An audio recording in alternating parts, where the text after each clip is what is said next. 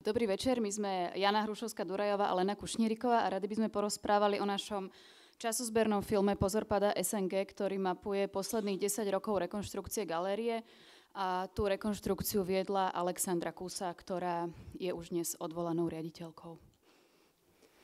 Celé sa to začalo tak, že nás oslovil náš ročníkový vedúci, keď sme boli druháčky na VŠMU, že Alexandra hľada nejakých študentov, čo by natočili rekonštrukciu, malo to byť tak na 2-3 roky a keďže sme chceli točiť aj sa niečo naučiť, tak sme do toho išli. Taká najzásadnejšia vec, ktorú sme si z toho procesu obe odniesli, je ten fakt, že aký mala Alexandra k nám v tom čase postoj. Ja som mala 21 rokov, keď sme začali nakrúcať a napriek tomu veku a celému tomu nášmu zjavu nás brala úplne vážne. Brala nás ako seberovného partnera, komunikovala s nami vždy férovo a tá spolupráca bola postavená na veľmi veľkej dôvere. Ako sme fungovali? No fungovalo to tak, že sme za ňou pravidelne chodievali a natáčali sme akoby taký denníkový záznam, rozhovory na kameru. A z tých rozhovorov sme si potom vyberali situácie, ktoré sme sa rozhodli natočiť observačnejšie. A takto to vlastne trvalo celých tých 10 rokov. Úplne zjednodušene snažili sme sa zachytiť, či sa to podarí alebo nepodarí zrekonštruovať a zároveň aj tú cestu, ktorú bolo treba podstúpiť na to, aby sa u nás podarilo vytvoriť nejaký dôstojný priestor na ochranu diel a zároveň aj na ich vystavovanie. Roky čakania na tú rekonštrukciu sa pre nás stali takým svedectvom o tej pozornosti alebo podpore, ktorá je tu venovaná kultúrnemu rezortu. Vtedy sme sa ešte ako spoločnosť nevedeli nejako spojiť a bojovať za túto inštitúciu, hoci bola viac ako 20 ročia zatvorená a fungovala naozaj iba vo veľmi provizornom stave.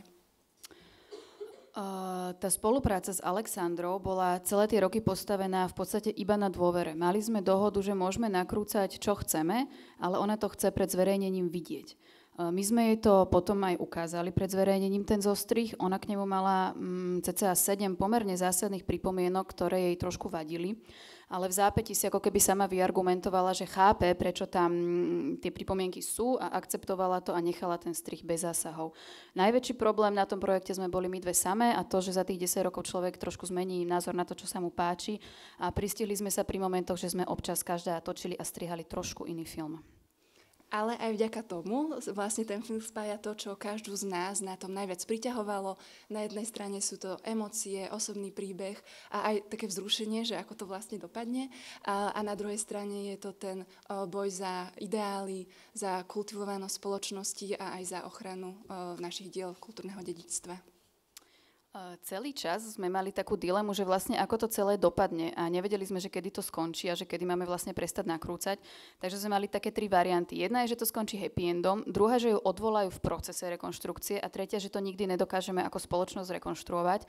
A k všetkým týmto 3 variantám sme si točili príbehy, aby sme to v tom finálnom strihu vedeli nejako poskladať. Keď to skončilo dobre, tak sme si povedali, že hups, že možno sme natočili trošku taký PR film a začali sme si tak hovieť v tom happy ende, že ako to vlastne dobre dopadlo, ale v skutočnosti to bol začiatok rozkladu tej inštitúcie a celej kultúrnej situácie, ktorá je teraz. Pred týmto obratom ešte teda Galéria Rok a pol fungovala, mala rekordnú návštevnosť, získavala architektonické ocenenia, všimli si aj v zahraničí. A náš film v tom čase fungoval ako taká inšpirácia možno, že sa to dá, ako sa to dá a možno aj motivácia, že aj veci, ktoré sa zdajú nemenné, sa dajú meniť. V tom čase galéria fungovala, no dalo by sa povedať trošku v utopistickom stave, pretože mali teda moderné depozitáry, rôzne pútavé výstavy, kde aj komunikovali a vyjadrovali sa k vážnym spoločenským témam a celé to bol naozaj ešte iba začiatok toho, čo plánovali a čo mali nejako pred sebou.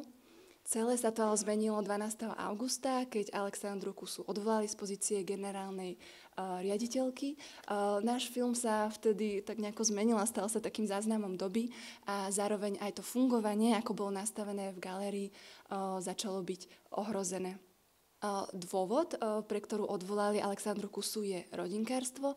My sme sa aj v našom filme snažili nejako tak jasne a zrozumiteľne vysvetliť celú túto tému, pretože viackrát sa s ňou musela aj samotná Alexandra konfrontovať cez námietky rôznych politických ašpirantov.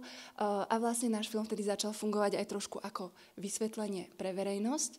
A uvedomili sme si, že jeho chápanie veľmi závislé od toho spoločenského kontextu a od tej doby, pretože už po tom, čo sa stalo, získal taký iný kontext a aj význam a naozaj sa on začalo zaujímať viac ľudí.